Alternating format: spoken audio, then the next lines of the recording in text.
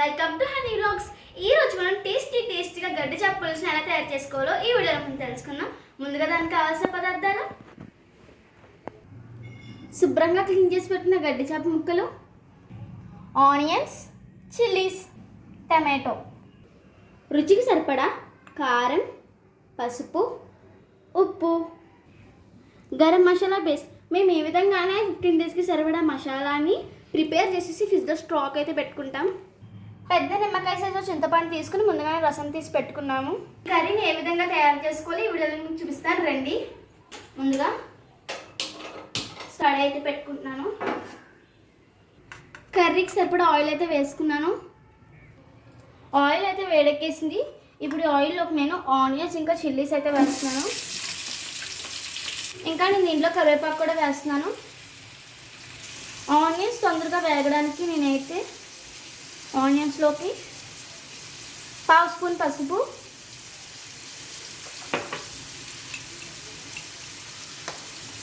ఇంకా 1/2 స్పూన్ ఉప్పు అయితే వేస్తున్నాను. ఇలా మనం ఆనియన్స్లో పసుపు ఉప్పు వేసుకోవడం వల్ల ఆనియన్స్ అయితే చాలా స్పీడ్గా వేగుతాయి. ఆనియన్స్ వేగేలోపు మనం ఈ చేపల్లోకి ఉప్పు కారం పసుపు కలుపుకుందాం. ఈ చేపల్లోనికి నేను 1/2 స్పూన్ పసుపు, 3 స్పూన్స్ ఉప్పు,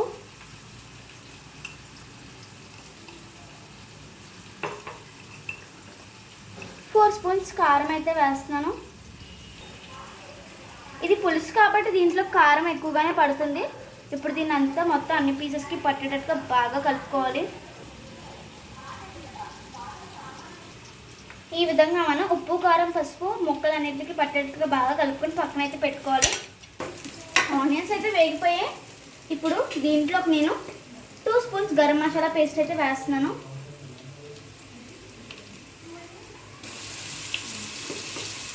వేసుకుని మసాలా పచ్చివాసన పోయేంత వరకు బాగా వేయించుకోవాలి. మసాలా అయితే వేగిపోయింది.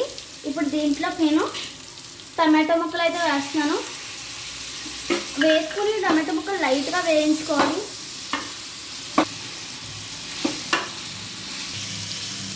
ఇదిగా వేగుతుండగానే దీంట్లోకి మనం కలిపి పెట్టుకున్న చేప ముక్కలను అయితే వేసుకోవాలి.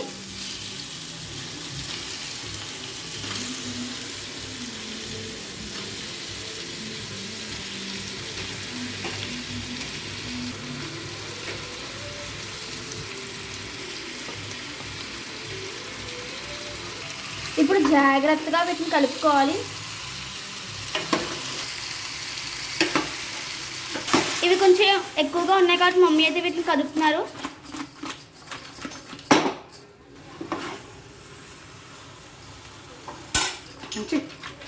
ఈ విధంగా కలుపుకున్న తర్వాత దీంట్లోకి వాటర్ అయితే వేసుకుని ఒక 5 నిమిషాలు బాగా మగ్గనివ్వాలి. ఇంకొంచెం వాటర్ అయితే వేస్తున్నాను.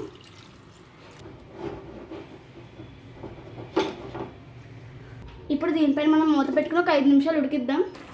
ఇలా ఉడుకున్న చేపల్లోనికి మనం ముందుగానే తీసి పెట్టుకున్న చింతపండు జ్యూస్ అయితే వేసుకోవాలి.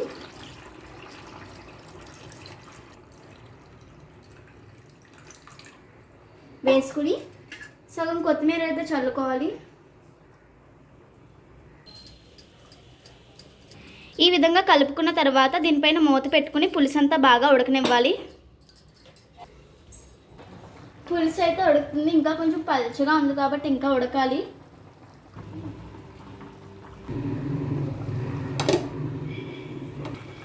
ఇప్పుడు మన టేస్టీ గడ్డి చేప పులుసు అయితే రెడీ అయిపోయింది. ఇప్పుడు స్టవ్ ఆఫ్ చేసేసుకుని నేను ఫైనల్గా కొత్తిమీర అయితే వేసేస్తున్నాను.